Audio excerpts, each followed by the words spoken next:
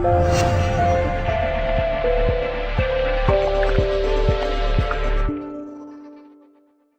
right, welcome back to another great episode of The Money Pillow. And today I'm excited because we have something new that we haven't had yet. In fact, we have our first actor Hollywood professional today. And with us is David Patrick Green.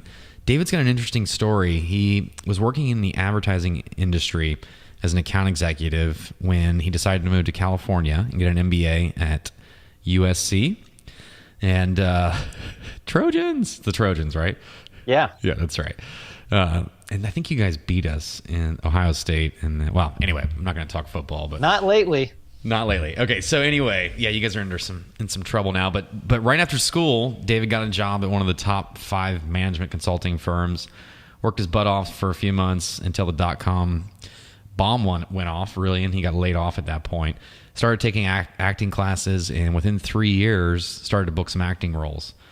During David's career, he appeared in several TV shows like CSI, Smallville, ER, Veronica Mars, Battlestar Galactica, and a bunch more.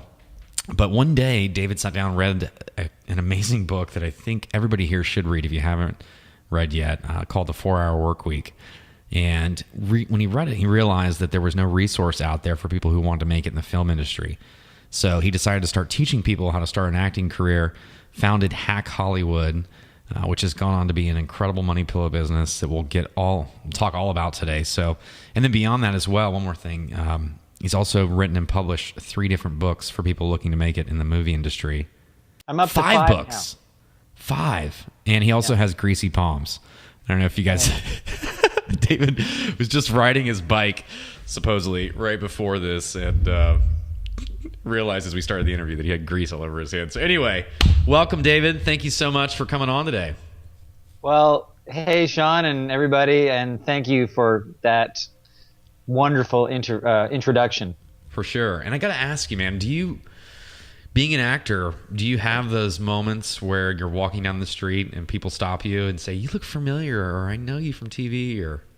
You know, from time to time it happens. It happened in LA when the first thing I ever did was a JetBlue commercial where my son comes out and tells me he wants to be a pilot just like me. And at the end of it, I say, because it's all about JetBlue, and I say, son, I don't fly for JetBlue. And he says, no wonder mom left, and slams the door in my face. And that probably got me more attention than anything else I've ever done. Was that one commercial. People would stop me and go, are you the JetBlue guy? I was like, yeah.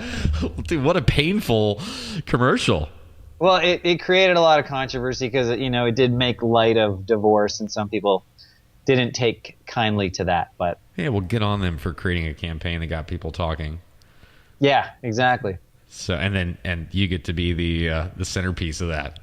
Yeah, actually, and well, there's a great story that comes out of that for what it's worth. I stayed in touch with the director just because he was a pretty cool guy, and we just emailed back and forth. And I thought, I wonder if there's a way for me to extend this whole thing, because there was the the Dell guy at the time who got fired for smoking pot eventually, and then there was the Verizon guy that just started then, and he went on for about 10 Wait a minute, hold on, that guy got fired for smoking pot? Yeah, get a Dell dude, that guy. Yeah. Was he smoking pot on set or something? I don't know. I guess he got arrested. What'd he freaking do? What's wrong with pot? Well, it's illegal, I guess, and he was arrested, so they just didn't want to be associated with some guy who had been arrested. Oh my God, that's ridiculous. Well, that is, it's not whatever. I think I read recently that over 50% of adults in America admit to recreationally using marijuana. Oh, I'm sure. It just, you know how corporations are, right? They didn't want to deal with it. But I wrote this guy, and I said, hey, I got a couple more ideas for commercials, thinking he's just going to laugh at me. And I sent them to him, and he sent them on to JetBlue, and they took them, and they flew me to New York. We did a voiceover spot, and then they came out, and we shot another commercial. So, just a little pointer to people is following up, you just never know what'll happen. Oh, how cool is that? Yeah, so you were got an idea one day, you sent an email with the ideas, and boom. Yeah, and I was like, why don't we just create this campaign around this hapless pilot for another airline? And so the next one we did, I was in a bar and there was these chicks coming up to me going, "Hey, fly boy," blah blah blah, and they're like, I love JetBlue with their new planes, direct TV, and leather seats. And I said, I don't fly for JetBlue. And they're all like, oh, I got to get my nails done. And one girl goes, I have to get my cat spayed or something. And then they just hand me the bill and goes, here's our numbers. Oh, it must be rough, man. I don't know how you ever left LA. Nothing's permanent. I hear you. All right, well, let's get on with this because you've got a really cool story. So you went to school, got a job, got laid off, decided to go. What made you, just curiosity, what made you want to get into acting? Well, all throughout my school career, I was the kid in the back of the class, always getting in trouble. I was always cracking jokes, making fun, whatever. That's and same as me. Yeah, so I had always thought about acting. I don't know, but I was a jock. I did sports, so I just didn't really think of myself as an actor. But when I had this opportunity, I thought, hey, I'm at a crossroads in my life here. I really wasn't that into the management consulting thing, and I thought, what am I going to do? So I thought, I'm in LA, I might as well take an acting class just for the heck of it, see what happens. And then it just became a question of how far can I go in this? And then it just became so hard to get a TV role that I was just determined to just get one TV role. And so I have some friends in LA who are kind of going through the same thing. And they go on so many casting calls that end up pretty much almost always hitting a dead end. Yeah. And literally like 4 or 5 hour deals, 6 hour deals sometimes. How do you stay focused through that and stay determined? I would think, how many no's did you get before you got a part? Oh, I couldn't even get an audition. That was the hardest part, is just getting auditions for professional jobs. People don't have any idea how hard it is to actually get in front of a professional casting director. It's nearly impossible because they already have so many actors that they know of for each part. Why see somebody new?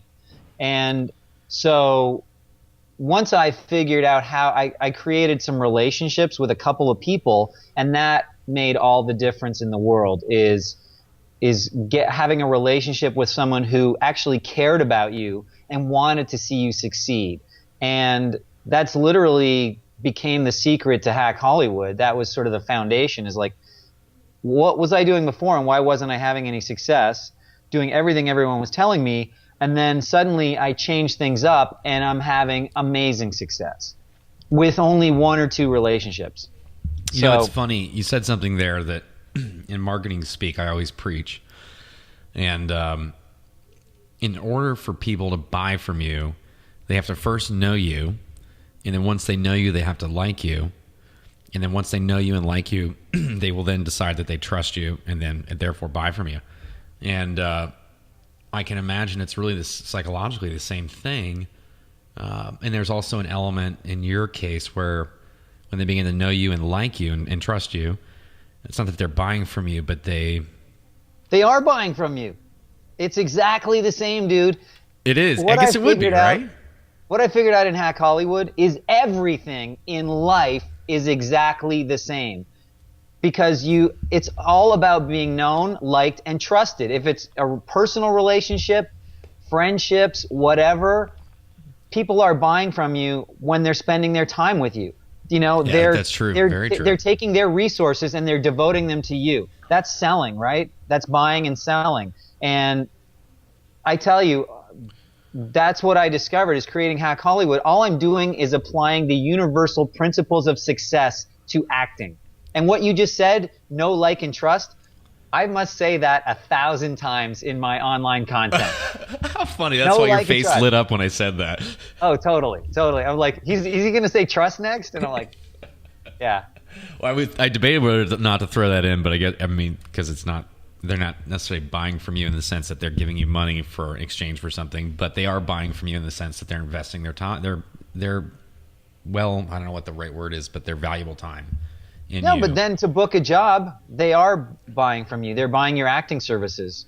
Yeah, it's so funny in my business, and almost anybody else I can think of, relationships have been the number one thing that has caused growth for our company,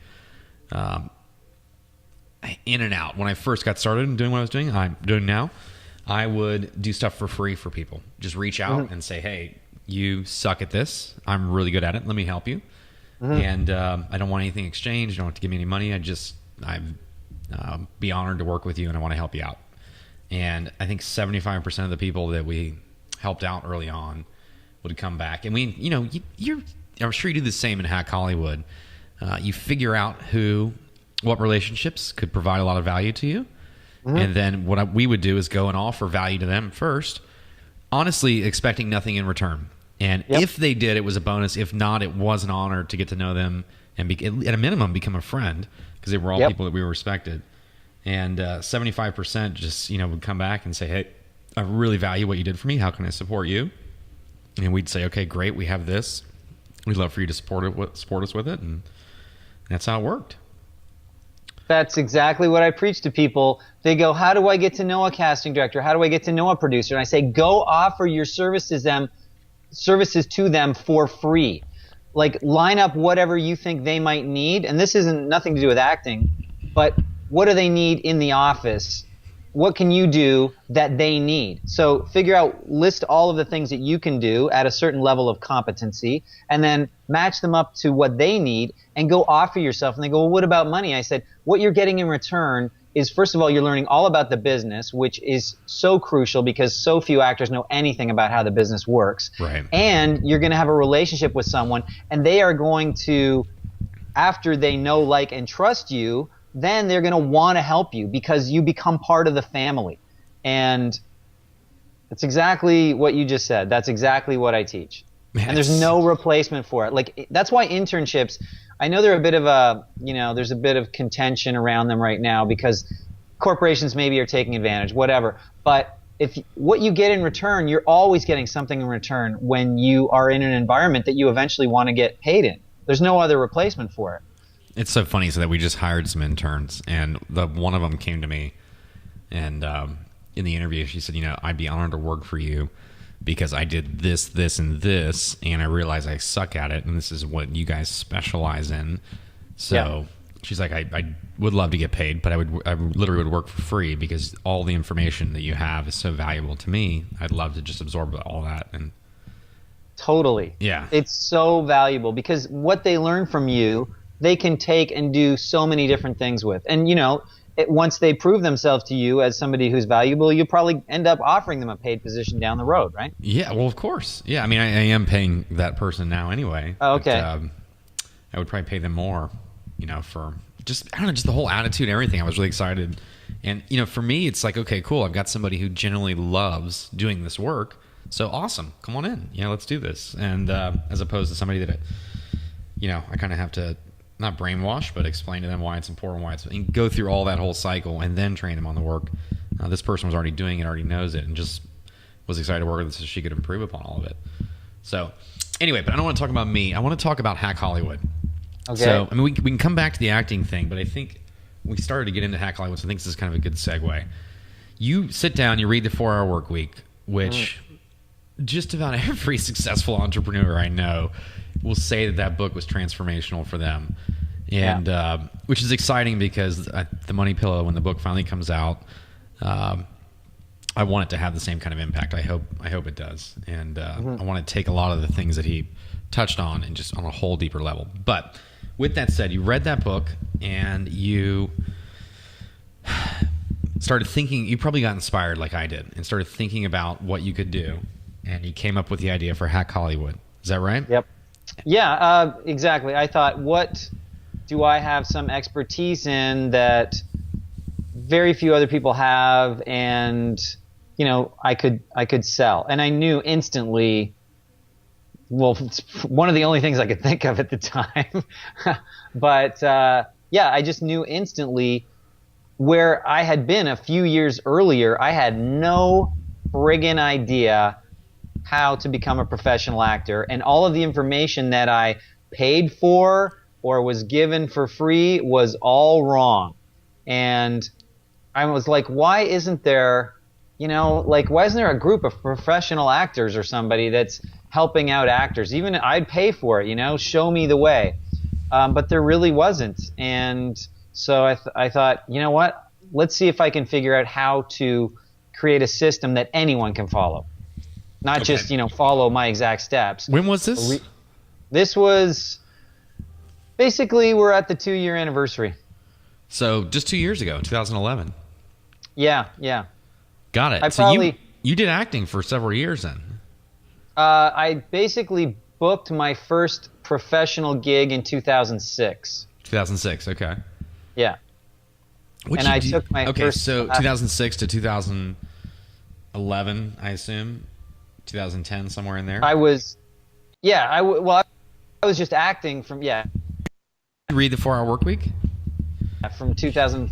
I read the 4-Hour Workweek probably early in 2011. 2011, okay. So you read that, got inspired. Was it literally that you thought through that thought process, and then what was the next steps? Did you think, I'll write a book about it, or I'll create an ebook, or, how did that look? The next step was I have the idea, but I didn't know anything about internet marketing, so I thought, I Googled muse building or something like that, and I found a couple of guys that were based in Thailand at the time who had some consulting, computer IT experience or whatever, and they had sort of decided to create a product that sold more or less, picks and shovels to the gold miners. They had built this system, or they were building a system, and so I was going to hire them to work for me on an individual basis, I guess, to build Hack Hollywood. I don't know when I came up with the name, but... Was that domain available? Yes. Holy cow. What a great domain name. Well, I don't think anyone else... I think Hacking Hollywood, had been taken by some writer, or something like that. But yeah, Hack Hollywood was available. I think I like Hack Hollywood better than Hacking Hollywood. Anyway. In retrospect, I agree. It's shorter and easier to remember. So, okay, so you hire these guys in Thailand, and this is 2011. Is this first quarter, second quarter, third quarter? Well, we're probably first quarter of 2011 to second quarter. Okay, how long did it take them to build the site? You know what? It took a while because they were going through their own issues between, there was a pair of them, and they actually ended up splitting up. So that in the middle of this? Yeah, in the middle of this, they split up. Way to choose some winners there, David. Thanks. You probably know them. I wouldn't be surprised. And anyway, they split up, and then the one guy ended up in Philadelphia, and so he said, if you still want to do this, I'll help you build it. And so sometime in June or July or whatever, we started building and launched it in August. So it was a WordPress site, nothing too fancy to begin with,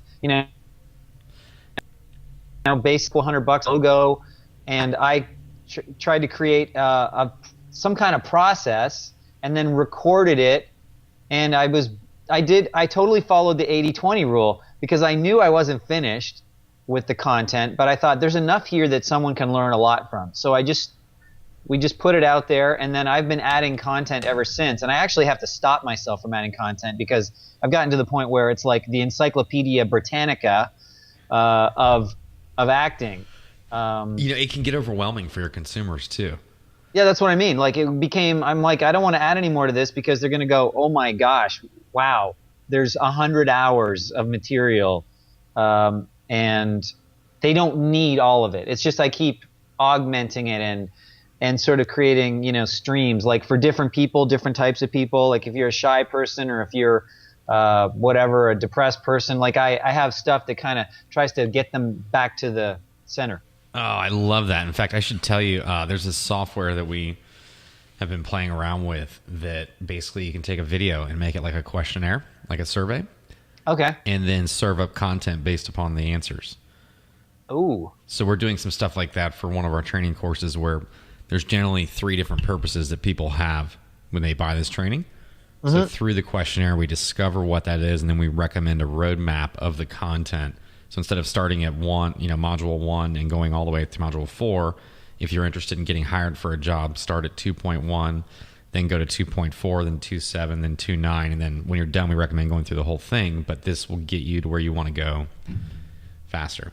That's really cool. I'd love to hear more about that. Yeah, because I get people that have come back to acting after 10 years away, so they don't need to learn how to be actors. So I don't have to teach them that component. But they can use some of the other facets. So that's kind of cool. Yeah, remind me when we're done. I'll tell you all about that. Okay. So this is August. You launch it? Is that right? August, September, I believe. We did our first webinar, and I think we bought some traffic. On Facebook or something, I believe initially. And yeah, we had a webinar that was, I don't know, we might have had 100 people or something. Not 50,000 or whatever. So you had no email list at the time, right? Not really, no. And you ran ads to a webinar. Yeah. How did you get that idea to begin with? Well, I think I had started to dabble in the internet space myself. I was learning about Eben Pagan and, the guys from Internet Business Mastery. I can't think of their names offhand. Do you know those guys? I don't. They have like one of the biggest internet business podcasts. Anyway, Internet Business Mastery. Who's that? Yeah, I know the name. The familiar. Two guys. One guy's in Utah, and the other guy's. Oh gosh, I got to get rid of the Joe ADD. Polish? No. Jay Abraham? No. Dan? Something? Not Dan Kennedy. I think they studied under Dan Kennedy. Okay. All right. Well, keep going. See. Anyway, so I started to familiarize myself a little bit about internet marketing and blah blah blah, and I think we just bought some. We bought some Facebook ads, and we might have even bought some. We bought some. AdWords, advertising, and just. So you had 100 people on. What's the price point for Hack Hollywood? We charged, at the time, we've had a few different price points, but at the time it was $19.99 a month with no commitment. But we did roll out the material over time. So you basically get, out of 5 modules, you would get 1 module every 3 weeks. Got it. So, it would take you about 3 months to get through all of it. Through the training. Okay. Yeah. How many did you convert on that first webinar out of the 100 that showed up? We did surprisingly well. We had 100 sign up. I think only about 30 showed up, and we sold like 9 memberships. No way. We had like a 30% conversion ratio. Dang, that's phenomenal. I think what really spoke to them was I basically just told my story, and I'm a guy who came from nowhere, no acting experience, got some training, and skipped all the stuff that everybody's telling you to do. With one relationship, booked a job on the #1 TV show in the world. Was it CSI? Yeah. Shit. How did you? I want to talk about that in a minute, but okay, go ahead. That was your story. So I you had told that story, and I'm like, you know what? I can tell you exactly how to do that. And I think it was powerful because actors are banging their heads against the wall. Like, they don't need to, but because they just don't think of it as another career like they would for law or medicine or something, they just think it's something different. And so they apply a whole different set of rules to it, and those rules don't work. If they actually treated it like medicine or law or selling vacuum cleaners, they do just fine, but they don't. It's interesting to hear that. So, okay, very cool. So you do this webinar, you sell 10 people in, you're like, or 9 people, you said? Yeah. For $20 for the first billing? Yeah. So you made $180. Oh, no, sorry. That's wrong. We actually sold with an initiation fee of $100. It was like a membership. So $100 and then $20 a month. And then $20 a month. Yeah. So, and we converted 9 people. That's unbelievable. So you roughly walked away immediately with $900. How much did you spend on advertising to get those 30 people to show up? A couple hundred. So you made money. Yeah. How many times did you do that webinar again? We did it like once a month or something Oh my for. God, I would have been doing it every week. Yeah, well, we were trying to think of all these other things. Dude, it Uh, worked. Rinse and yeah, repeat. I know. Well, we're still doing them now. Yeah. Are you doing them automated or Yeah, we're doing the with stealth stealth? seminar. Yeah. Such a good. If any of you guys don't know, uh, what David and I are talking about is a web seminar or a webinar, and there's softwares out there now. This is really ideal for Money Pillow. If you do any kind of selling over teleseminars or webinars for your business, product, or service, using Stealth Seminar, you can upload a file for a previous webinar that you've recorded, and it plays it back in an environment as if it's live. And these are some of the best lead generation profit tools that we have and that we use. Are they Pretty amazing. Are yours profitable from day one still? Yeah. Oh, yeah. I mean, we spend about $50 a day on advertising. So at first, it takes a while for the sales to catch up to the spend, but the sales seems to be chugging along. So, the percentage of the cost is consistent, and the sales keep going up. So if it keeps going like this, Are you? And we should talk about this because a lot of people probably do Facebook advertising now. Yeah. Curious, why don't you spend more than $50? Why don't I? Yeah. Probably just fear.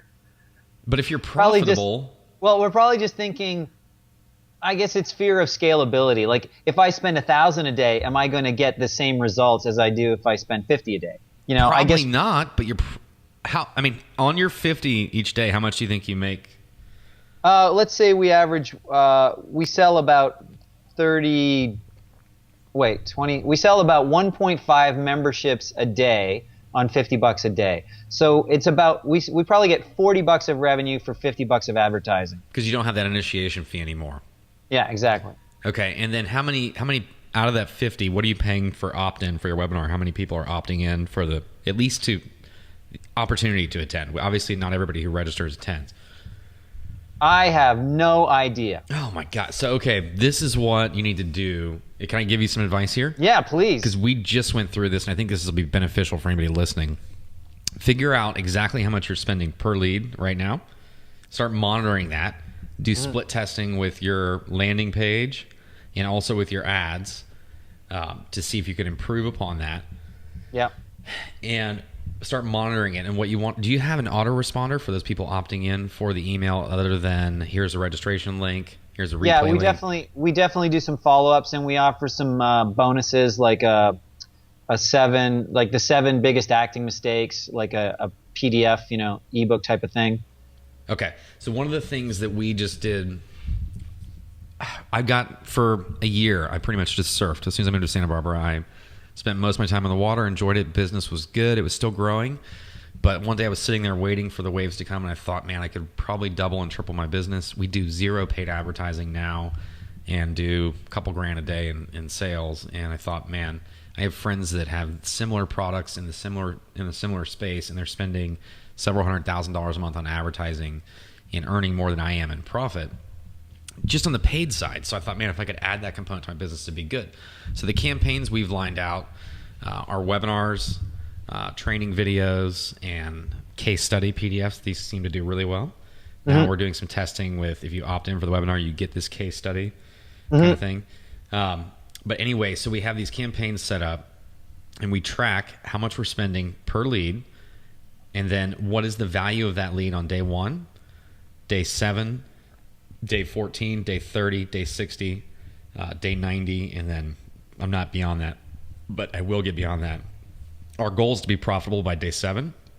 Okay. And by day 30, we want to be at 150% of our revenue. So if I spend $100 on a group of leads for one day, by day 7, I want to have earned that $100 back.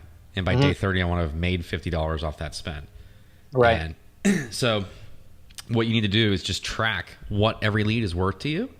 And then you truly know when you're scaling up, crap, I may have spent $1,000 today and lost 400, but by day 30, I'm going to have made that 400 back plus earned another 500. Does that make sense? No. Yeah, totally. And actually what we did a sort of break-even analysis, like how long do they have to stay a member for us to make money, and it's not that long. When we're doing them, it's like basically we're just losing a bit on the first month, but the second month we're almost back. We're into profitability, and the longer they stay, we have members that have been with us since the beginning for 2 years. I believe it. Yeah. So, yeah, I mean, there's probably a lot more scaling we could do for sure, and I definitely need to do a lot more of that tracking. Yeah. So, just another little hint in our autoresponder. One of the first things in ours is I introduced them to this concept that I kind of just came up with one day thinking about things that I call the bicycle wheel of marketing. And I use a bicycle as a metaphor in that every spoke is a different form of way to get traffic or eyeballs or people's attention on your offer. And the center of the hub is actual sale. And so a lot of people have a business where they have one spoke that represents 90% of their business. And if that spoke were to break, their business would break. And so I always encourage people, now that you've mastered this one spoke, start adding spokes to your wheel so that you're stronger as a business and you can grow. Yeah. And it sets up beautifully our other products that we have, which could be additional spokes. And then right. I feel like there's a ton of value just in that email that talks all about the spoke and then the content that comes with that. But it also does set up my other stuff well. And so I forget why I brought that up. Oh, okay. So we run them through a process where they're introduced to all of our products over the course of 60 days. And at the end of 60 days, we have what we call like a fire sale, a 4-day sale. So we created a script that when somebody lands on day 60, hey, we're having this tremendous 4-day sale. Go here to take advantage of it. Day 2, hey, did you see the email yesterday? We're having the sale. Day 3, blah, blah, blah.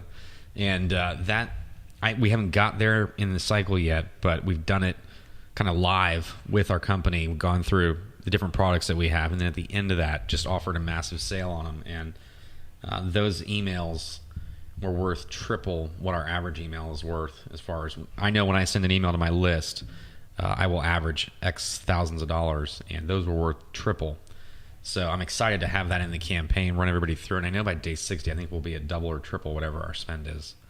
Oh, wow. So I've actually gotten those emails. You have? Oh, yeah. Yeah. Yeah. I looked at all of your products and the countdown timer and everything. Yeah. The timer was good, wasn't it? Yeah. I was really interested in particular, getting more familiar with Facebook, and, Amy Porterfield, sounded really sharp. And so I didn't buy yet, but I did look at it. I'll get you eventually. Yeah, I'm sure you will. Just kidding. We're friends now, so anything you need, just let me know. Okay. So anyway, I got to get off my high horse and let's get back to your story. I hope you guys found value in that if you're listening out there, and if not, feel free to write me and tell me to shut up more often. But I did, so I'm sure they will. Okay, very cool. But I do think that, there's a lot. We operated for years without measuring things, and when you start to measure, you then realize truly what what's possible. And what I was going to tell you with Facebook is there's some really good tips. A lot of people I talk to spend money on Facebook and then stop spending more because they feel like they've hit every honey hole that's available. Mm-hmm. And what I mean by that is they're targeting pages or interests, and they feel like they've got them all. And there's a couple key phrases you can use the search tool on Facebook and type in pages that are similar to. And for example, for the Money Pillow, I'm running ads to people that like Tim Ferriss, because if they like that lifestyle, they should like the podcast. And so pages that are similar to Timothy Ferriss. And then all these great pages will pop up that I would have never thought to target. And, and then you start to see it. And so I'd literally just get a pen and paper and I write down, okay, let's just say it was called the 10-hour work week or the 2-hour work week. I'd write down that fan page. And then I write down everyone I find in the results that looks relative. And then I go back up and I start a new search looking for pages similar to the ones I just found. Oh, yeah, of course. Similar to the things that are similar to Timothy Ferriss. Exactly. And then there's another search that pages that fans of Timothy Ferriss like, or other pages or something like that fans of Timothy Ferriss like. And it'll give you a whole new set of suggestions. How many levels before you hit porn? That's a good question. Are there porn pages on Facebook? How many similar to does it take to get to porn? I don't know. Where did that come from, David? I'm just thinking, if you do similar to, eventually, there's so much porn out there, eventually you're going to get porn. Yeah. Oh, that's too funny. The last interview I just did, It had some porn involved, but As you can tell, I am the kid from the back of the class. you are right. Classic. I'm that kid too, so I'll play along right with you. So anyway, okay, so you launched this thing, first webinar right out of the gate. I mean, were you pretty excited when that webinar was over? I was shocked. I mean, I was like, is this going to work? Is anyone listening? You know, they say they're there, but are they there? And yeah, when some sales came through, I mean, I was over the moon because I thought, I've proven this concept so quickly. I mean, nobody's actually listened to any of the content, so that's going to be the next proof of concept. Is the stuff any good? But I was like, wow, now I just need to get more people. So, you know, now it kind of became a question of list building, trying to get more people to our site, which for me has really been probably the biggest struggle is traffic. Like we have like, it's just a dribble of traffic because we're not a huge content site, and we've started to build content, you know, the free content, the blog and all that. And I remember, who is it that has, you know, that married couple that he's got a finance page. Jeff and Mandy Rose. Yeah, the Roses. So they're doing gazillions of people, and I'm like, how do you do that? Because they just said, oh, we just started blogging, and I thought, wow, because I wasn't getting all that much traffic from blogging. Yeah, you know what? I have a friend in the finance industry and has a website all about finances and all about stock trading. Really started doing some writing for Market Watch and some of the big companies, and has gotten tremendous results from that because they allow you in the footer about this author to put a link back to your site. Yeah, and I actually have columns out there now, but they're, you know, acting's a fairly small niche, I guess, compared to something like finance, which is global and anybody could have an interest in it. So, but I know there's a lot more out there that I can tap into, and so. Are you? And let me ask you this: so you're still spending $50 a day on ads right now? You don't know how many opt-ins that's generating? No, I know how many sales it's generating, but I don't know the opt-ins. I should, but I don't. Got it. Yeah, you should track that, and it would be interesting to see. Well, anyway, so you started 2 years ago. You sold 9 people in right out of the gate. And by the way, congratulations. That's wildly successful, especially for the first webinar. In fact, the second one that you did you do more or less? We probably did about the same. The first few we did, we were pretty much up there, and then it would just vary wildly. You know, sometimes we'd have a couple of signups, and other times we'd have 10. It was just a question of getting people to attend. Because we were doing, you know, the free GoToWebinar, which was you can only have a maximum of 100 attendees. Yeah. Or 100, yeah. So I don't think we ever sold more than 10, and we always sold at least a couple. Got it. All right. So, yeah, I was wondering if you thought, oh, we'll do this, this, and this, and improve upon it, and then had a failure of sorts the second time around. My very first webinar I did, I failed miserably. We had 500 people on and sold 1 unit. Literally 500 people and you only sold 1. Wow. Yeah. Second time around we had about the same, and this time we sold like 70 or something, so it was quite the difference. But you had success right out of the gate, so started doing it. And you've been doing these, you're doing them on automated now? They're not doing them live, is that right? Yeah, they've been automated for about 2 months now. Oh, that's beautiful. And it's really gone well. Like, we added, you know, 40 members last month and 33 members the month before, and it's cumulative. That's the beauty of the membership model, is that it's cumulative. You know, you don't have to, you know, keep selling to generate revenue, because the people that I already sold to are generating more revenue. Sure. Are you replacing the attrition and growing every month? Yeah. Oh, by leaps and bounds. Okay, let's talk about this growth. Hold on. So first effort, you got 9 people in. And that was month 1. What was month 2, month 3, month 4 like? Well, our attrition rate was negligible. Like I think we actually did the math. You know, our average member, and this is, again, we probably looked at this number a year ago, but our average member stays with us for 3 months. But I want to say that it's longer than that, because, well, we probably lose 6 to 7 members a month, and we're gaining. Well, right now we're gaining, you know, maybe 30 or 40. And this is since you started doing the automated. That's beautiful. Yeah. Okay. Before we were just we would do the webinar, but then, we're tweaking it. We weren't A/B testing. We were just basically tweaking it, and sometimes it would work better and sometimes it would work worse. But I started writing articles. I started doing blog posts, but I still wasn't getting a lot of traffic. So far, really, the webinar has been by far our biggest sales tool. And let me just ask you this real quick. I want to go back to kind of the growth and the history of Hack Hollywood, but when you run your webinars, are they every day? There's 2-3 time options available? Yeah, I think we run them like twice a week, not every single day. Okay, this is a good little tip here. Yeah. You should turn them on every day. Okay, but if somebody goes, they can't have a selection of every single day, can they? Yeah, with Stealth, you can set it up so that it runs daily. Okay. And the other thing I would do, with Facebook, what I've noticed with a Facebook ad, because it's a real spontaneous action that someone takes to click on that ad, there's a big difference between Facebook advertising and Google. In Google, there's an intention there. So if I go to Google and I search something, there's an intent. On Facebook, I'm looking at my ex-girlfriend's photos. Not really, but whatever. Doing that, and I see this thing on the right. What is that? Whoa! There's no intent there, right? So if you think about it from that perspective, this might make a little bit of sense. What I've noticed I think there's a dog in my office. I don't know if you heard that, but what I've noticed with Facebook is the closer the person lands on my page to the start time of a webinar, the higher likelihood of them opting in for the webinar. Oh, because it's coincidental. So if coincidentally it's available to watch, they'll watch it. Yeah. So guess what? When we discovered that, what we did?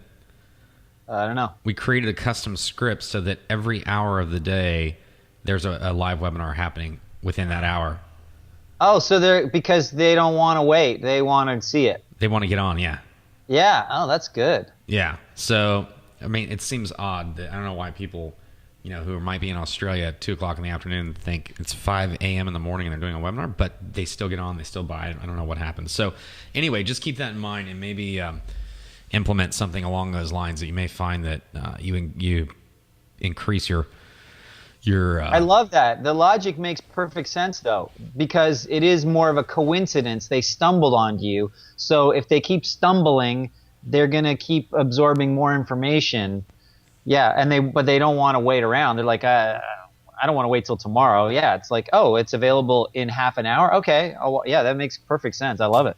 Yeah, so I would definitely test that. So, okay, so let's get back to I've gone on like this little preaching mode, so I apologize.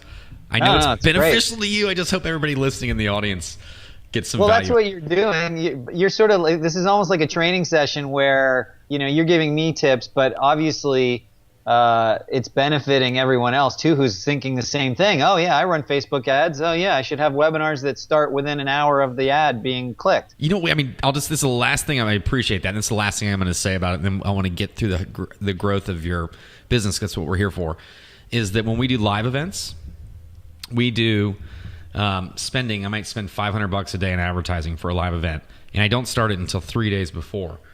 I find that the farther out I start it, the less likelihood they are to opt in, and also the less likely they are to show up. So if 4 days out and I get 100 people to opt in, 5 will show up, 10 will show up. Same day, 4 hours out, and I get 100 people to opt in, 80 of them will show up. So if you're going to spend $1,000, spend it all within the 2 days prior to the webinar. We ramp it up now. So I do 300, 500, 700, 1,000, whatever. And on the final day, I go into Facebook and I tell it to stop spending my money within 10 minutes after the webinar started. So, after it started? Yeah, so if it's a 2 p.m. Eastern webinar, I'll tell Facebook, stop spending my money at 2:10. And guess what Facebook will do? What? They'll spend the crap out of my money because they want to get all of it they can that day. Because I've got a limit of $1,000. They'll spend it. And what happens is the closer you get to the start time of your webinar, the opt-ins for us triple. Wow. Yeah, so my cost for the opt-ins plummets way down, and that group of people will show up. 70% of them will show up. 80% of them will show up because they know what they're going to be doing in an hour from now, 2 hours from now, 20 minutes from now. Whereas if it's Tuesday and the webinar is on Thursday, I'll go ahead and register. I think I can make it, but I'm not sure. But why not? I'm already here. And do they also buy more of those people that signed up as close as possible to the time of the webinar? They buy 7 times more likely than the other ones. No, I'm just Wow, kidding. so- I'm just kidding. I wish I had an honest answer for that, but I don't measure that, and I probably should. Yeah, because then, you should just load up on that money before the webinar. Because attending's one thing, but man, if they buy more too. You know what? I'm going to start tracking that just to see if there's a difference in that. I don't think there would be because of the way a webinar works. But those that opt in, can you hear that dog? I heard something. I'm like locked in a one of the rooms I have here in my office, and Oh, somebody's I brought a heard it. freaking dog in. I'm gonna kill him. Anyway, I'm gonna Live start measuring television. that though to see if there's any difference in that, and I'll get back to you on that and let you know. Yeah. That would be interesting. So anyway, all right. So where are you month 3 in Hack Hollywood? Still at 9 members? 11, 13, 15, No, we're probably up to 30. 30? So you've Yeah. at this point made $3,000 at a minimum of $3,000. Yeah. And then maybe $1,000 in recurring revenue. Yeah. What are you doing to pay the bills? Blowing through my savings. Okay, so you've done well enough that you actually had a savings. Yeah, I mean, I was a professional, management consultant. I was making 6 figures. Heck, I was like an NFL player. I got a signing bonus out of USC to work for Ernst & Young. Oh, how great is that? They wrote me a check. This is the greatest little anecdote. I graduate, and then they go, here's your signing bonus. And they said, when do you want to start work? And I said, what do you mean, when do I want to start work? They're like, well, you can tell us when you want to start. And I said, how late can I wait? And they said, well, when do you want to start? And I said, well, it's May now. How about October? And they said, sure. So You've got to be kidding me. No, they gave me $20,000, and they told me I don't have to start work till October. So I went off and did a 6-week tour of Southeast Asia, 9 countries on my backpack with my girlfriend, and came back and still had a job. I mean, it was the greatest unemployment check ever. Oh my God, how amazing is that? Yeah. So. I'm cracking up thinking about that. You said October thinking they would come back and say, no, June. Yeah, exactly. I mean, how could they know if they even need me in October? But they were growing so much at the time because of the internet that they were like, the more bodies, the better. Come back in October, fine, whatever. That's so And funny. so- Okay, so you're blowing through your savings, but you're starting to see some progress. You're probably getting excited. Where are you 6 months in? 6 months in, we are probably at about 60 members. I'm guessing. Again, I don't have. You still have that $100 initiation fee? By 6 months, yeah. And you've said we many times in our. Do you have a partner Yeah. in this? Well, the guy who helped me build the site, I had a deal with him, or I have a deal with him, to pay him a percentage of the revenue because I didn't pay him cash for the build. I just said, okay, we'll split the revenues up until X number of dollars, and then your percentage will decrease until we reach that same number again. So you've made double, and then we'll once we get to that point, I'll just pay you like a maintenance fee, because I figured we figured that the growth would sort of his income would probably remain fairly consistent once we hit a certain point, and it could keep growing, but at some point he would be basically making 10% of the revenue after expenses to do.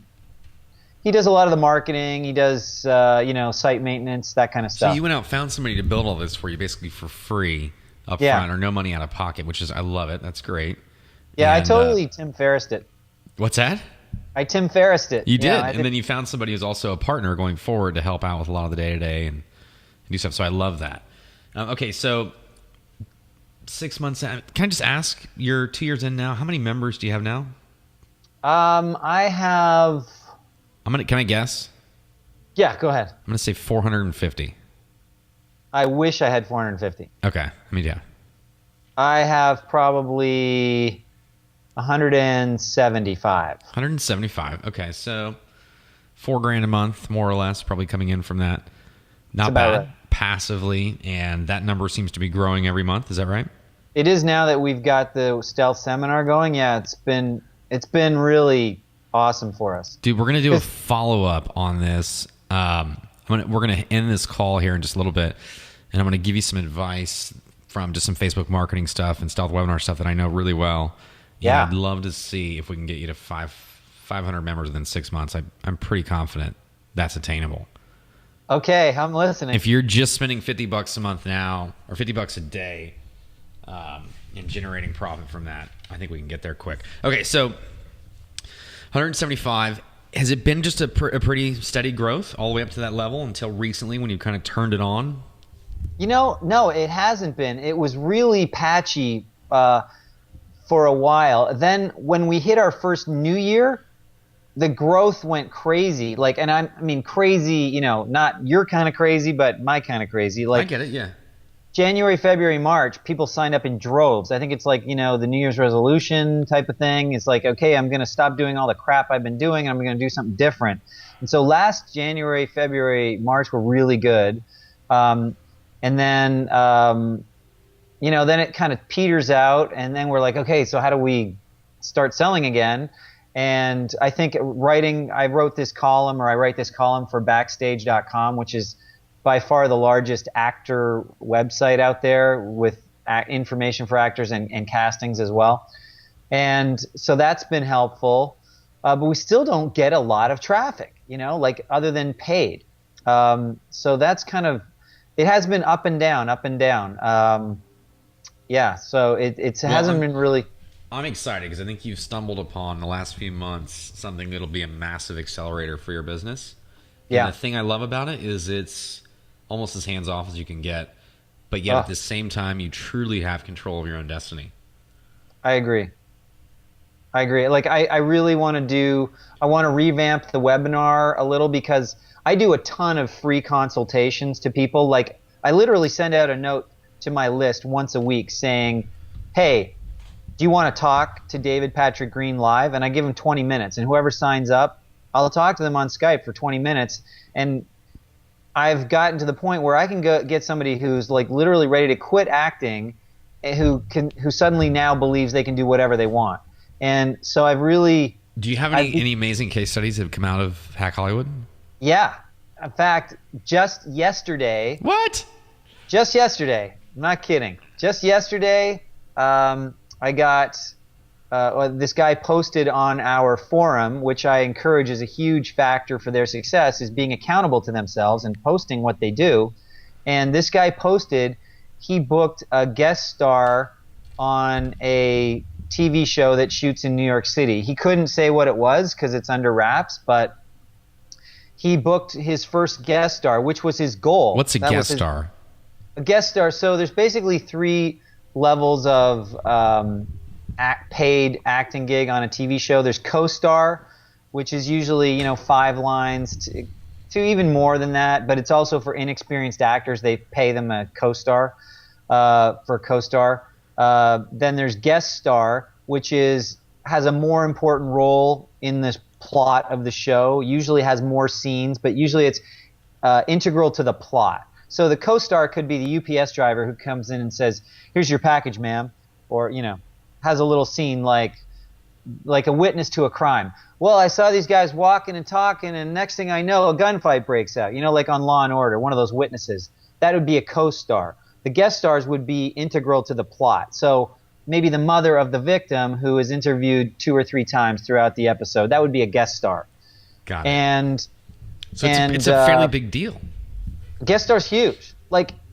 Because once you get that billing, they can't take it away from you. Like, you're a co-star, okay, whatever. But once you're a guest star, man, pretty soon you can start reading for series regulars, which is the ultimate level you want to get to, is where you're actually reading to be a series regular, where they pay you week after week after week. You don't have to audition for every single job.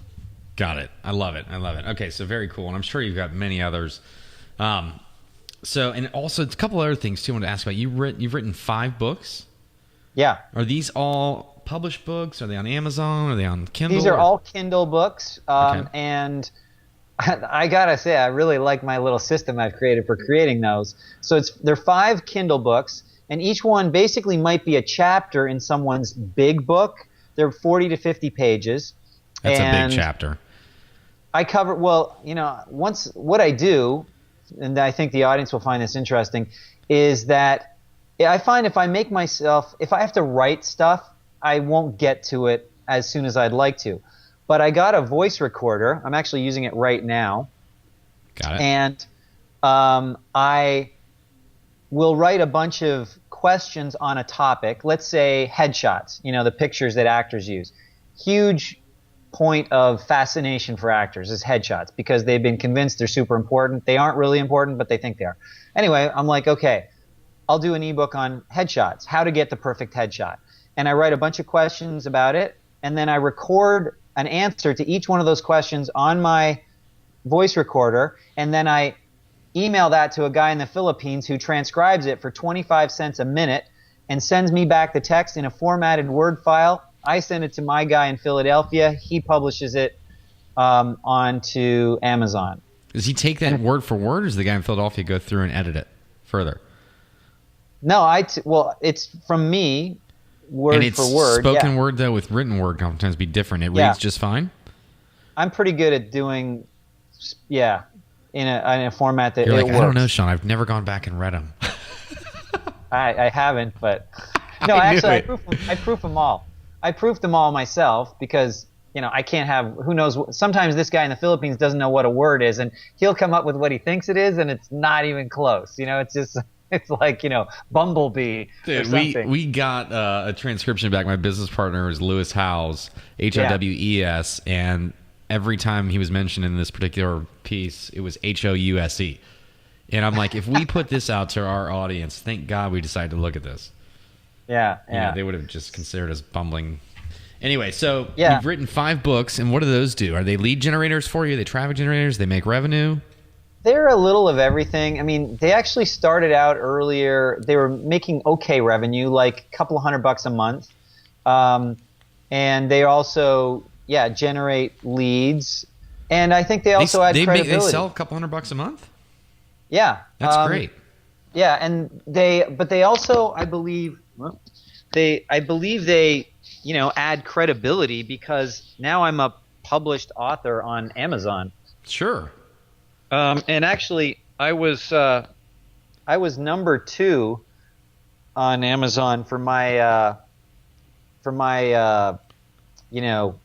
whatever you want to call it, the subject, the category. Yeah, I was number 2. I was like, damn, I almost got Tim Ferriss. He was number 1. I got to number 2 in the acting category. Tim Ferriss has a book in the acting category?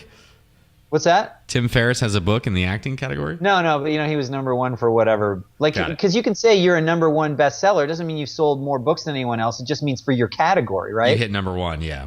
Yeah. So I hit number 2, and I think the only person ahead of me was like Madonna or something for a while. Oh, that's amazing. Yeah. So anyway, they do a little revenue, they do a little credibility, and they do some lead generation. And they're kind of fun to do. And then I think what I could do later is compile all of them together and make a big book. Make one book out of it. Yeah, that's great. That's a good system you use. I love it because it's very simple and you've delegated the majority of the work and you just sit there and talk. And I can churn it out in about a week. One book in a week. So from the time you sit down to the time it's published. Oh, that's amazing. That's amazing. Yeah. That's really good. Because I realized it's not that hard. So, all right, let's we're getting close to the end of our time here now. So you've started this business, generating roughly around $4,000 a month. I literally think we can get you to $10,000 a month pretty easy. Do you guys have any other products besides that one? I don't have anything for sale. No coaching, consulting? I could. We've sort of dabbled, but yeah, I could easily do that. I'd love to because I love doing that. That's probably my favorite thing is the content side of it. I'd love to connect you. I'm just going to say real quick because I'll forget, and I think this is valuable. I'd love to connect you with Peter Shallard, who's a guest that we had on previously. He has an accountability business that he has coaches that it can apply to any kind of training, you name it, any community, any kind of business. That I think the cost to partner with him, his rough cost is somewhere around $100 or $125 a month, and that you would partner with him and you could sell a service, mark it up, and maybe add some more value with different products or services. Mm-hmm. But where they get a live coach once a week for 15 minutes, and these coaches are trained in the most powerful system around that I know of. Peter is just an Is amazing. he the psychology guy? Yeah. Oh yeah, I watched that. Yeah. Okay. Oh, you saw that interview. Yeah. So he has an accountability program that we're going to be using with some other trainings that we have coming out later. But I would think for your people, this could be probably the difference between a lot of them succeeding and not succeeding. When they have somebody every week they're going to be talking to, it's going to hold them accountable. You know? Yeah, I agree. That could be an amazing fit for you to add on some additional services to start generating different revenue streams. Well, to be honest, I guess I should correct myself a little bit. I do have 2 levels of membership now. We had the regular before, and now we have what we call the master's level. It's only an extra $20 a month, but it does include a 20-minute coaching call. With you? Yeah. How long? Once a month? Yeah. Dude, you gotta bump that up. I know, but you know what? The problem is I'm not dealing with a wealthy demographic. Yeah, a lot of them have their parents' money though. Yeah, I mean, I probably could. Because your time at that rate is only worth $60 an hour. Oh, I know. I totally underpriced myself. I'm worth so much more. Yeah, I mean, I think it might devalue the whole offer in general if they don't take it. That's possibly true. Yeah. Yeah, I would multiply that times 500 and 500%, make it $100 additional more a month. But the only thing they get is a call with you. They get a call with me. I also look at their pictures and their reel and give them advice on editing their reel and anything. Oh my God! You need to bump that up to 100 right away. And if it means doing 2 10-minute calls, if there's more value in that than 120, yeah.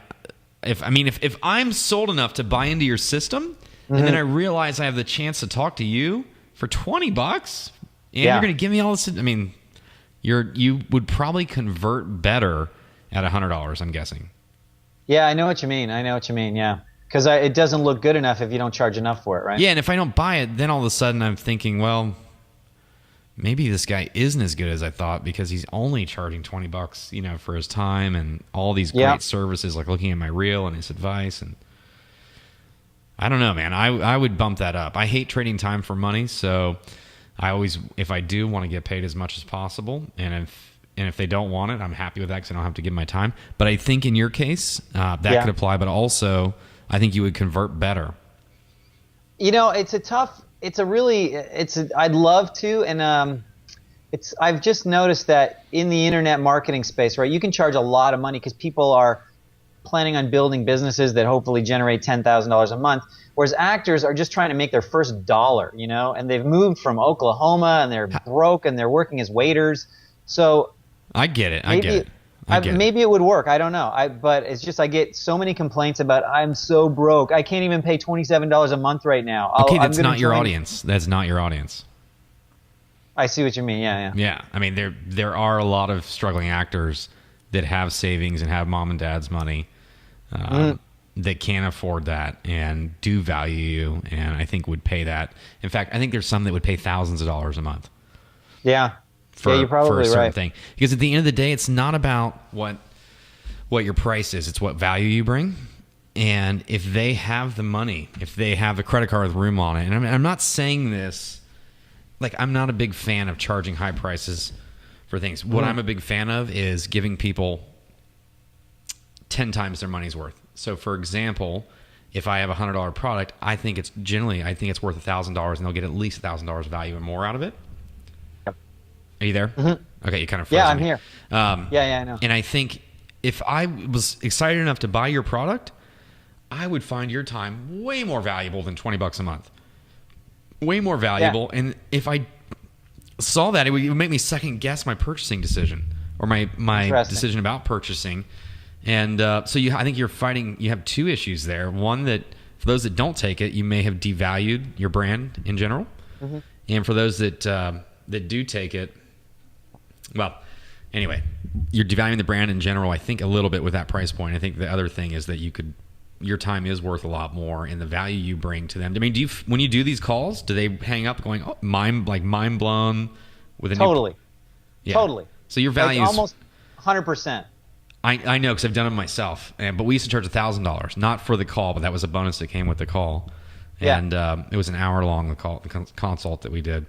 But my point is your time is worth a whole lot more than that, and I think it might be hurting you more than it's helping you, and I think you could be earning a lot more from that. I mean, I'm sure you've talked to some people that, acting is a part-time thing they're pursuing, and they also have this professional career. They do something else. So Oh, for sure, yeah. And then For others sure. are like, oh, my mom and dad give me money, or I've saved up 80 grand and came out. And Yeah.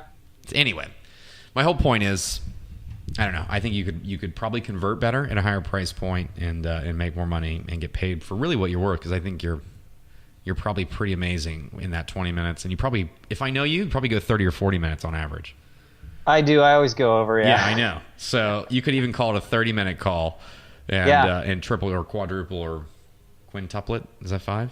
Quintuple, yeah, quintuple, yeah. Quintuple your prices. Yeah.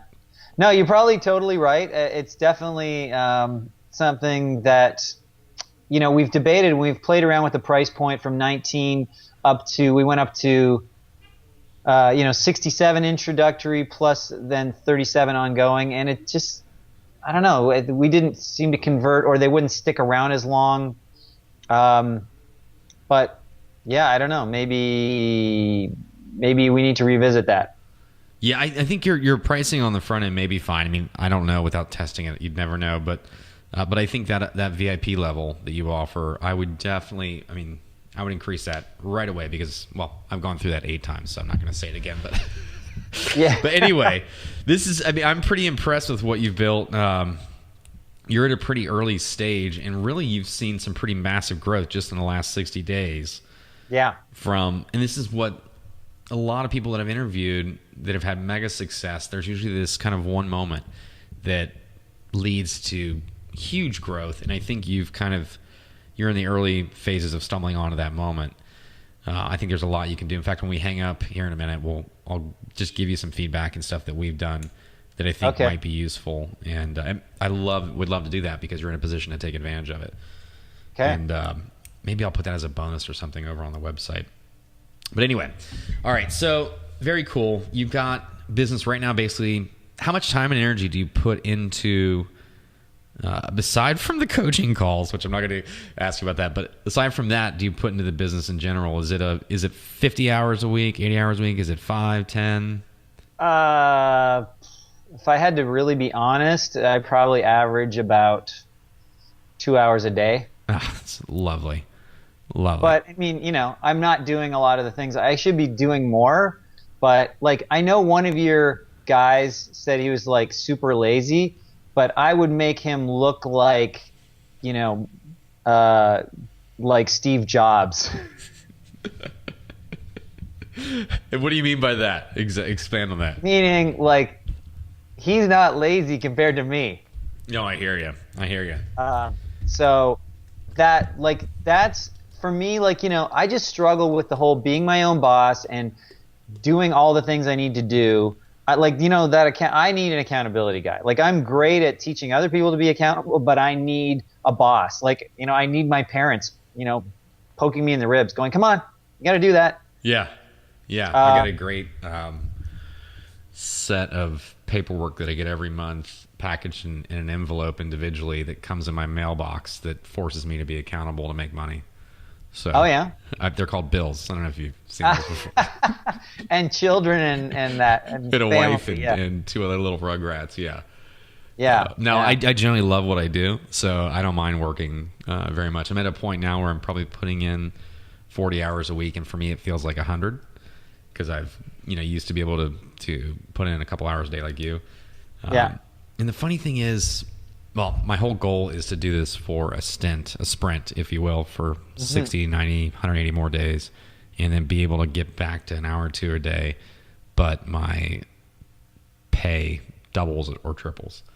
Yeah. And I've set up systems to continue that growth without me. That's my goal right now. So anyway. I need to do more of what you're doing, which is get organized and create that systematized business and then go back to whatever. Yep. That's what I'm doing right now, and it's taking me longer than I thought, so it's been kind of frustrating, but I'm fortunate to love what I do, and at the end of the day, I still have total freedom, so I get to go surf a lot, I get to enjoy time with my family and my wife, and I can't complain, man. I'm even at 40 hours a week, it's a joke, it's laughable, Yeah, because you would do this, you like what you're doing. I love it. We have a ping pong table we just got in our office, and as soon as I'm done, I'm going to go play a game of ping pong. I wish I had a little Wii thing. We could play some virtual ping pong. We're about to set up a cam in the office for our audience to check in and watch the ping pong matches go down. Anyway, so all right, so the future for you, just continue to grow Hack Hollywood. Do you have any other big plans or anything coming up? You know what? I feel like I've stumbled onto something that, to be honest, I would love to talk to you at more length about. But I've created a system that could be duplicated into anything. Anything. You just change the words acting into whatever you choose, and it works. I don't feel like I've really reinvented the wheel. I've just simplified the understanding of concepts that people go through but don't even know they're going through them. Like if you wanted to go into law school, you know what that path is, right? If you want to become a lawyer. But I have lawyers that are clients, and when I tell them how to become an actor, they go, you should teach people how to get into corporate law, because what you're telling people to do, most lawyers have no concept of, and it's exactly what would get them to the top of their fields. Does this go back to the know, like, and trust aspect?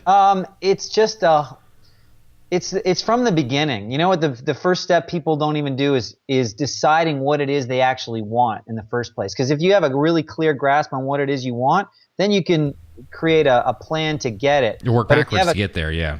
If you have a nebulous vision of your life, then you can almost find yourself doing anything at any time, and you don't know if it's the right thing or the wrong thing. I get that, and I struggle with that sometimes when I get off track from my vision.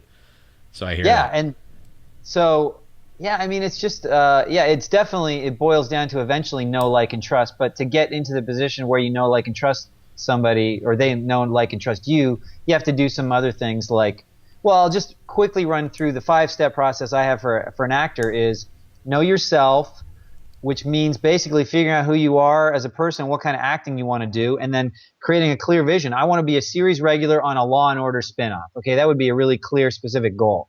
And then know the skills, having the right skills to be able to do that, obviously, and get specific about it. You don't have to take every type of acting class. Know the business. No actors understand the business of entertainment at all. And if they did, they would be so much better off. They don't have any relationships with people either. So step 4 is know the people. While you're getting to know the business, you're going to meet some people in the business. They'll know, like, and trust you. Then you get to show them your skills, which will help you get to your vision. And then the 5th step is once you have a couple of relationships, then you can become known. You can leverage those 1 or 2 relationships with professionals because they will introduce you to anyone they know if they know, like, and trust you. I get it. So it's know what you want, know the skills involved, know the business, know the people, and become known. Become known. Leverage the previous Leverage 4 the things. relationships. That's it. Let me just put this to the test. So if I want to double revenue in my company, I know, that may involve 3 different major activities. Mm-hmm. And I know the skills, so know what's involved in doing that. Mm-hmm. Know the business. I'm not sure how that would apply. Well, whatever you want to make your money in, if you have the vision, what is the vision? Saying you want to make a certain amount of money, to me, is not really a clear and specific goal, because why not? You gotta be able to say who you're making it with, when you're making it, where you're making it. Like, to me, that's a vision. Is you got to be able to see it and be able to say it. So it should look more like I want to double revenues within 6 months. I would say, yeah, but you got to say what are you doing? What activity? What's your business? So, you could be doing that, selling your Facebook product, right. Double revenue selling your Facebook product. And each one of those, I would say, like, if you said, I want to be a series regular on a Law and Order spinoff, or I want to make double my revenue by selling my Facebook product to people in this area. It's got to be clear. And each one of those would be a separate pipe. And you can create a plan to get to each one of those things if it's clear enough. Like, if you could tell me exactly what you want to be doing, then I believe you can create a path using that system. It's interesting. I literally sat down just recently. We're talking about creating a goal to double revenues. And I thought, I want to get my employees involved and kind of behind this campaign, but it's not really about the money, that won't be appealing to them. So what I did is kind of went back to our company mission and said, hey guys, I feel like we've deviated from the mission statement that we have, and I feel like that's affecting our growth. And it was true. I mean, when I looked at the mission and put that in perspective with growth, it's like, I have this certain mission. I feel like we've kind of deviated a little bit away from that, and we're not fulfilling our mission statement. And so by working on things within the mission statement and improving those, it really kind of covered 2/3 of the things I determined I needed to do to actually double revenues. So, well, I think it's interesting. You are talking about revenues, but you're not really talking about revenues. You're talking about what you want to do with your life. You want revenue because of a certain reason, right? Oh, so because you're saying get even deeper, more specific, yeah. Yeah, you got to get way more clear. Like, you don't really care about revenue. What does that mean? That means something to you, right? It means you can be surfing more. So really your goal is, I want to be able to surf more, or whatever it is you want to be doing. Well, for me, I'll just tell you, money represents freedom. Yeah, for and the sure. more of it I have, the more free I have. And when I feel like I'm more free, I feel like I'm in a more creative space and a more productive space, and I'm more likely to succeed when I have that feeling. When I feel under the gun, I need to make money, I start to have dark thoughts, and then that creeps into the day-to-day, and then that almost becomes a self-fulfilling prophecies in a lot of ways.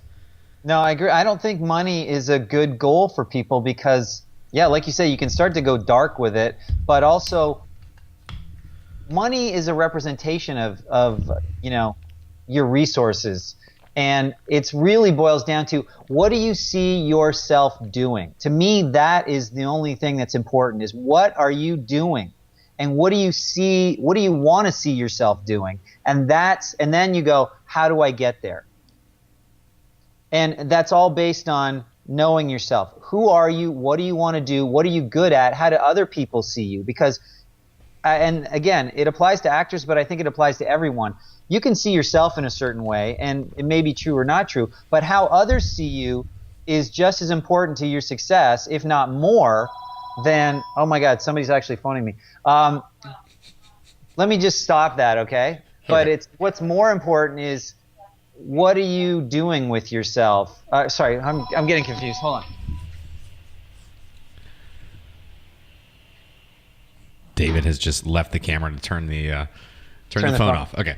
So how other people see you is going to determine how you can do what you want to be doing, right? Like, people can say, again, I'll just go back to acting. Oh, I want to be Superman. Well, if you're 400 pounds and overweight, other people aren't going to probably see you in the same light as yourself. And so it's important to be believable. And again, in acting and in everything else, if you want to sell medical products, well, are you credible as a medical product salesperson? And if you aren't, then you have to gain that credibility. Do what it takes to get there. Yeah. Yeah. So I think that's all like high level, incredibly valuable stuff, and it's given me some food for thought. I need to go back, and I know once I probably can go through that cycle, the chances of me achieving that goal are probably more likely, because the reasoning behind my work, it takes on almost a new meaning.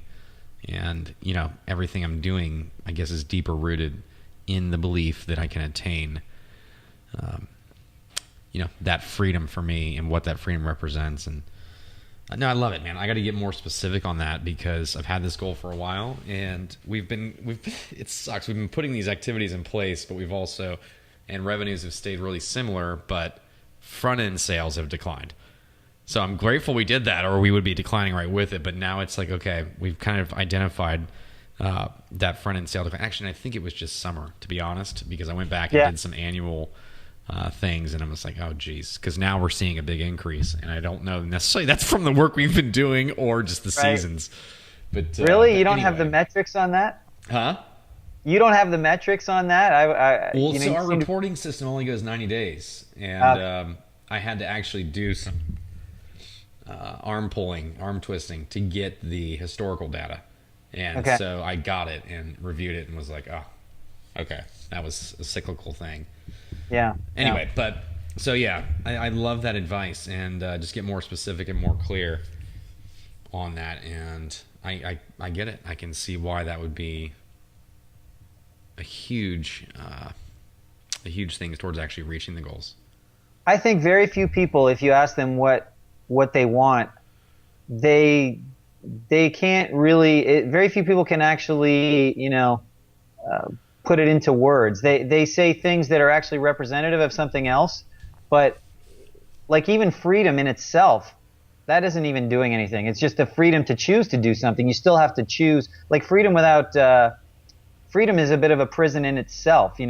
It's like you still have to decide to do something. Yeah. So for me, it's I want to surf as much as possible. I want to spend time with my wife and kids. It's funny that I just said surfing before the wife and kids, but these are in no particular order. You can edit that. You can switch them around. No, it's whatever. Just that's really fun to me, and it came to mind, and it's a passion I have. I was thinking of hobbies and things to do. It's a little bit more specific than spending time with the wife and kids. Yeah. But anyway, I want to surf and I want to spend time with my wife and kids, and I don't know if I want to do anything charitable or not. I know if I just had to do those two things, I would be a very content person. And so well, whatever. I know that I can have a big impact on the world by not the surfing part, but with the time with my wife and kids, because I feel like if the more time I spend with them, the better individuals they grow up to be. And what about you? Would you spend all of your time sort of in a non-employed fashion if you could? Or because I think most of us, we need something to satisfy our brains, Yeah. But I haven't ever gotten to the point where I've had that luxury to get to that. I've always had a business and a company and things to think about from that perspective. So I ideally would love to get to that point where I have nothing to do. And at that point, I'm sure, I get every month I have a new $1 million idea. And I've literally just been giving them away to people because I've got too much on my plate, and some of them are actually getting put into place, and it's cool to kind of see businesses, form out of these ideas that I get at 2 a.m. And anyway, so I'm sure there'd be something I'd be excited about jumping in and doing. I love, a challenge of like, for me as an entrepreneur, when you have an idea and you start to formulate it and then you execute and then you see its success, that as an individual in my life, professionally, personally, I've never been more confident, been more comfortable in my own skin. Like when I can take an idea and put it out into the world and then see it succeed and then see the impact and the results that it has on the world and then coming back, that for me is like the greatest feeling. So I'm sure I would eventually get into something, but I honestly think it would be in the direction of solar. I really feel, I love, the whole thought of like doing something with solar energy. I think there's a big like disconnect, right? Prices of that is dropping, I think 30% annually. Yeah. For solar panels and all the technology that goes with it. And if you start to look at the implications, if every person in the U.S. had at least a small system to power a portion of their house, what that would do for us and do for the earth. I would love it. Yeah, and there's some really kind of lame companies out there creating these home solar kits for under $1,000. They're actually pretty cool, but they're just not doing a good job marketing it, branding it, anything. I think there's a huge opportunity there, and I think that's a project I could get behind and truly leave an impact on the earth and on the world. Yeah. Now you're talking, man. Now you're talking. But I would want at least a year or two to learn more about solar and my free time and surf and spend time with the wife and kids. I think. Yeah, maybe that's why you want to double your revenues, right? Is so you can free yourself up to do that passion stuff. Yeah, I have a friend who's moving into he's building a new home here in Montecito or in Santa Barbara. Amazing views of the ocean and all that, and they just literally bought a trailer to live in on the lot while the home's being built. They sold their house, moved into this trailer. I think they're renting their house actually, and it's like a big trailer with pop outs and all that. Pretty cool little 800 square foot apartment essentially at the end of the day with a killer view. And I was talking to him, I'm like, dude, for $1,000 you can power that whole thing. And we ended up doing some research. I found a company in China that for like $200 he's gonna be able to power his whole trailer. And he was blown away. $200? Yeah, everything but the AC. But he doesn't ever need to use the AC here in Santa Barbara. He never need it. Perfect weather. Yeah. Yeah. Wow. I know. It's pretty impressive, isn't it? If you can do that, there's a business right there. Wow. Well, it's possible. Yeah. In fact, the company that I found these products are selling, well, I'm getting carried away, whatever. That's a whole other money pillow business. They're selling this product for $150. It's actually $150 with the shipping and everything. It comes to $200 from China. And they're selling the same product on Amazon for double the cost. And they're using the same artwork, the same photography, the same photos, everything. Which is a whole other business within itself. But anyway, so yeah, I would love to get into... What's that? Alibaba.com? Exactly, yeah. If you go to Amazon first, search home solar kits, and then take some of the copy over to Alibaba, search that, you'll find it.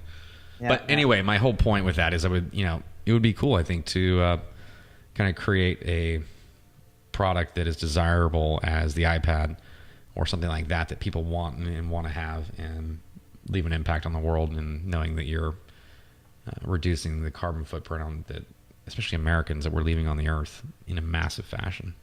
I could get so interested in doing something like that. Yeah, no, that would be awesome. It would be, wouldn't it? Yeah. Oh yeah, like seriously. I mean, we're all doing our little things, but to be able to do something like that, because everyone would want it. No one wants to burn fossil fuels. We just do it because we feel like we have literally cut your energy bill to the point you buy a product and within 6 months you've made your money back, and you're also having this amazing impact on the earth. Like, what an easy sales pitch that is. No, exactly. And it's becoming more and more real each year as the cost of that stuff declines. So and the technology improves and it becomes more effective. So anyway, God, we got carried off on this whole tangent, and I apologize. I hope you guys have enjoyed listening to this, and if not, tell me to shut the hell up and get to the point more often. So, all right, very cool. Well, we've gone over a lot, man. I'm really excited to kind of see what becomes of you. And I've said it's a lot, but I really want to start doing these as more follow-up calls and kind of see what's transpired. I want to hang up here in just a second, but I got one question that I always ask people. Are there any books that you've read that have had a major impact on you, aside from the 4-Hour Work Week? We've already determined that's a good one, and that comes up often. But any others that you've read that the listeners out there could go and pick up? Yeah, I mean, it's not really a business book, but I had a really interesting year, like pretty rough personally, and I was at a very low point, which I think actually could have something to do with where my business has been. But anyway, I read the book The Power of Now by Eckhart Tolle. I don't know have you read that? I haven't. I've seen it. Yeah. So I read that. Is it about being present, or? Yeah, it's about being in the moment, living in the moment, and escaping your ego and your emotions a lot of the time. Because I think, your ego, it's funny if you don't think about it, but a lot of the stuff we do is so ego-driven, and this is a big component of what I teach in Hack Hollywood is people get distracted from what they want in life by things that catch their ego's attention. But if I said to you, what do you want to do with your life? And you go, well, I want to create, solar power systems for the rest of the world to use. Okay. But then you find yourself getting in a dispute with the phone company that, or you go to court with your landlord, and we do all this, confrontational dispute stuff with people that have nothing to do with what we actually say we really want. And that's our ego. We just don't like to lose, right? Right. And we distract such a huge percentage of our energy from what we say we want with these things that have nothing to do with what we want. They're distractions that our ego loves because our ego feeds off of this stuff. It feels important. It's proving itself right. And it's interesting. So The Power of Now? Yeah, it made a huge impact on me. Just makes you conscious. I don't see you as a guy having a big ego, though. No, I don't have a big ego, but I definitely would get in fights. I can be argumentative, and I could just go down a path of arguing just for the sake of being right, How interesting. And what was the other point aside from getting out of your ego? What was the other one you said? I forgot. Well, emotions as well. Emotions, okay. Emotions and ego, they're kind of hand in hand. But anyway, just sort of like trying to live in the moment, keep checking in with yourself, and it's sort of like stop and smell the roses. Like there's so much stuff around us that we can enjoy and appreciate that we miss because we're so focused on whatever, and a lot of people go around very dark and depressed and angry and whatever because they don't see all the things they have to be thankful for and happy about, and they can't find any joy. And there's joy and love and peace all around you if you just open your eyes and see it. Dude, I love it. I love it. I got a class. And it's like, it's worth taking a little time. Like if you're having a bad moment, it's like, just open your eyes and look, and like, I don't know, just the stuff that's out there, that clouds and the grass, and like, it's just, there's so much natural beauty that life is amazing. Yeah.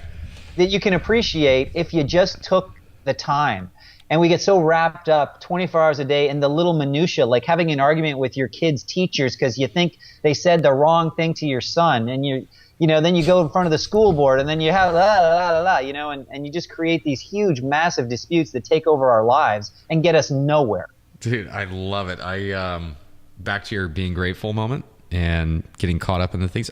Today, just this morning, a couple hours before we did this interview, I went surfing. I was so excited to go surfing because I went yesterday, had an amazing day, and I knew the swell was going to be building a little bit, so it was going to be a little bit more fun today, a little bit bigger. Mm-hmm. And I got up at 5 a.m. I couldn't sleep. I wasn't supposed to get up till 6. There's not even daylight here till 6:30, so I get up at 5. I was like, cool. I got prepared, got there, ended up having the worst day. I fell left and right. I dropped in on a guy. He got mad at me, and I ended up jumping off the wave. Neither of us caught. I mean, just a bad day. I don't think I had one good wave today, which normally I get about 5 to 10 pretty good waves. And But at one point I was like, you know what? I can't complain. Look around. I'm out in the ocean. Most of my friends, the people that I know, are working right now. Are doing something they don't. It's just like, this isn't so bad. Even if it sucks and I'm totally sucking, this is still a pretty freaking great life, and I'm grateful for that. Right. No, it's good to. I mean, what is the worst day you can have surfing anyway? Right. Yes.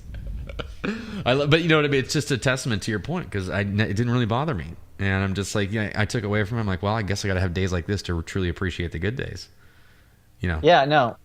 Just checking in with yourself, and not thinking about something somebody did to you years ago, and the psychology of the mind is really interesting, and so you can go down that road of the wormhole that is your past and try and figure out where you are now because of your past.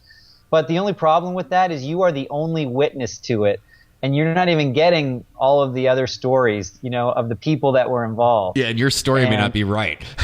No, exactly. Are you kidding? It's totally skewed in your favor. Like, you blame everyone else. Well, if you ask them about the same stories, they'd be like, oh, David was just being such a jerk that day or whatever. And you're like, what? And so when you're the only person reporting your stuff to your psychologist, he's got the most skewed version of events. So, how do you fix something based on the worst information ever? That's obviously also going to be completely incomplete, because, this is why I say to actors, man, trust your instincts. Don't listen to stuff that doesn't, pass the gut check, because you instinctively always know what's right for you, and trying to analyze a problem and convincing yourself to do it when your gut's telling you not to is the worst thing you can do, and it always turns out to be wrong. But we do it because for so many different reasons. We want to be popular. Like, oh, okay, I'll smoke drugs because I can come up with a reason why I should do it. There's all these things we come up with, like, I'll have that extra bag of Doritos, I'll work it off tomorrow. It's like, if you just trust your gut, you'll always make the right decisions. That's a great call. Well, dude, I got to say, huge thanks for coming on. I kind of want to end it on that note, because that was about as powerful as it gets. These last, for some reason, the last few interviews, the last 10, 20 minutes, I think, have been the best parts of the interview. So thank you for sharing all that insight. And it's definitely given me, I don't care if anybody else got value, because I'm going to leave now and go put some more thought into kind of why I want what I want, trying to find that more clear. Because I know from doing this in the past that the more clear I am about what I want, I will get it. The more likely I am to get it. So, and when I'm not, that's the times when it's like, oh, I set this goal, but I only hit half of that goal because I probably didn't know why I really wanted that goal. So, anyway, well, dude, thank you so much for coming on. It's been a real pleasure. And I'm going to hang up here in a minute, but then you and I can chat about some stuff. And I want to do a follow-up call, I don't know, maybe 6 months from now, and we'll see if you've gotten to that. We'll see what your business looks like in that time, because I think you're probably right at a pretty critical moment where you're about to see some hockey stick growth. I think the potential is there. I just need some accountability of my own, to be honest. Yeah, well, And here's I the need great some. thing. A lot of the stuff that we'll talk about in just a minute is kind of set it and forget it type stuff, Yeah, like the stealth webinar and running Facebook ads. I need to have, I need yeah. to be babysitting and working a lot on, so it may work well for who you are. I'm all ears, man. I'm all ears. Awesome. I know that you know what you're doing because I did listen to your the interview that you did with I can't remember the guy's name, but where they talked about your what you did to get to where you are now. Andrew And Warner from Mixergy. yeah, exactly. And so you've just been systematizing things for a long time. Like you always see where to find efficiencies, and so. I had no idea what you did when I first discovered you. I just knew you did some Twitter Nobody thing. does. Yeah, nobody does. I was trying to figure out Twitter, so that somehow I found you, and then now I figured out you're the guy who's actually packaging all these products, and I'm like, because I know James Wedmore, and you package his stuff, right, and sell it, and I'm Publish it, yeah. yeah, and I'm like, so interesting because actually that's. We'll talk about that off I here, enjoy that kind of man behind the man role. That's what we talked about this earlier. I don't like the. This has been a hard thing for me to do. Kind of come out and be in the public. Be a celebrity. This podcast has really done it, but I'm doing it, and I don't want to be a celebrity. I hope it's fine if it gets to that level. But I told you this before that I never wanted to really ever get into acting because I felt like that. Just to have eyeballs on you all the time and be judged or feel like that might be possible for me. I just want to be free and I want to live a life where I don't have to think about things like that. And that's why I always thought an author would be one of the greatest ways to do that because like you and I discussed earlier, if I was having lunch next to what's the guy's name I used? Yeah, who was that? Dean Koontz. Dean Koontz, one of the best-selling authors of all times. I wouldn't even know he was sitting next to me. And this guy has all the credibility and success that he needs within his circle. And financially does great. But for me, I'm doing this podcast because I really want to build the audience for the book. And I feel like the bigger the audience I have, the bigger the book can be. And I feel like the book, I'm only going to write one book. This is going to be the book I write. I'm going to put a lot of time and energy into it. But I really feel like it'll have a lasting impact on the world. And because I love the life I have. I love the fact that I lived in Ohio a year and a half ago and said, screw Ohio. I want to go live next to the beach and I want to surf. And I'm doing that now. And I have that freedom to do it, and I want everybody to have it. So everybody. That wants it's awesome, and seriously, you do have a way of seeing things that not a lot of people do, and the fact that you can pass that along and help other people gain some freedom to do the things they want once they know what they are, because that's the thing, right? It's like you really got to know what it is you want for it to become a fire inside you that will drive all the other stuff. There's got to be that fire. You can't just go, I want to be a working actor, because that doesn't sustain you because it's not clear enough. It doesn't burn. Yeah, and this is a lot like what your system teaches. This podcast, I've always felt the best thing I can do is kind of uncover whatever it was that you did to become successful in every other guest I have. Because generally it's not anything that impressive. It's just a combination of this step and that step and this step and that step and this step and that step and this step. And most people listen to this podcast and they think, oh, I could do that. I could do that. I didn't know you could, found a business with a Kickstarter campaign, or I didn't know you could use Groupon to fund your business, or I didn't know you could, get people to manufacture bottles of aerosol spray in China and put a label on and do all these things. So it's my whole purpose with doing this podcast is truly one of the best things that's come out of it is it's been helping show people how things are done. Because I don't think you can achieve your goals unless you know the steps to get there. And if you don't know the steps, or you can do anything unless you know the steps. I mean, for example, if I want to make this coffee cup right here, I wouldn't even know where to start. But I imagine it's a very simple process. You get paper, you lay it out, you cut it a certain way, you roll it, you glue it. And my point is, once you know the steps involved, at that point in your mind, you decide, oh, I could do that or I can't. Most people fall in the first part. They say, I can do that. And then once you know the process and you've decided you can do it, only then does it become possible. Yeah, no, totally. If I asked you to multiply 8 times 8 and you didn't know how to do multiplication, you wouldn't be able to do it. But if I spent a few hours explaining how multiplication works, all of a sudden you can give me the answer and it becomes achievable because, getting there, you know the answer. So that's been one of the greatest things about it. And I'll just wrap up on that. I really appreciate you sharing your story because I feel like a lot of people will probably be able to listen and gain some insight. And I'd say go pick up that book as well, The 4 Hour Work Week, because you really used it almost as a playbook and built what you have now. It's very inspiring. You know, the fact that I think most people just think they're stuck doing what they're doing and that they can't make a change. And you can do, this is what I say, you can do anything that you want, but you're the only person who is going to make that happen. Nobody else will. And as soon as you turn to somebody else and make it their responsibility, your dream dies, man. Forget it, yeah. It's 100% up to you, but you can also create 100% change in yourself if you just choose to do it. It's not that hard. You know, like I see people on forums, they ask questions. I'm like, you could answer that question yourself in Google in 5 seconds. Like, you know, take the responsibility of yourself for yourself. I want to see you answer that to somebody's question in your forum. You know, I do, because I hate when people ask me something they could easily have found out themselves. Yeah. Oh, I same way. It's amazing what Google will teach you.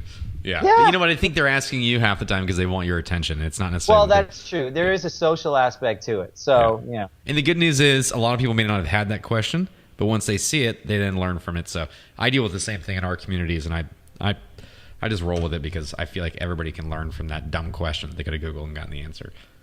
It's true. And hey, there's another thing I need to learn is more patience for others. We actually had a member that said, hey, I found this article in 1 minute with Google.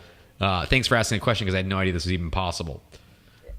That's true. Yeah. So anyway, all right, brother. Well, thanks again for coming on. I really appreciate it. Are you Hack Hollywood's a website? We'll link that up over at themoneypillow.com. Are you active in Twitter or Facebook or social or anything? Yeah, I am. I believe at Hack Hollywood on Twitter, and I'm also hackhollywood.com, and they can email me at david@hackhollywood.com, and I'm on Facebook under Hack Hollywood as well. Awesome. Okay, we'll link all those up over at themoneypillow.com. So if you want to explore David's stuff further, you can go and do that through there. So again, brother, huge thanks for coming on. I really appreciate you. Totally enjoyed it, Sean. I hope this is of use to somebody out there. Oh, well, we're getting thousands of downloads for each episode, and I've gotten great feedback for every single one. So I'm sure there's going to be a lot of people that find value. You dropped a lot of golden nuggets in this one. So again, thanks, David. Okay, you got it, Sean. Take care. See ya.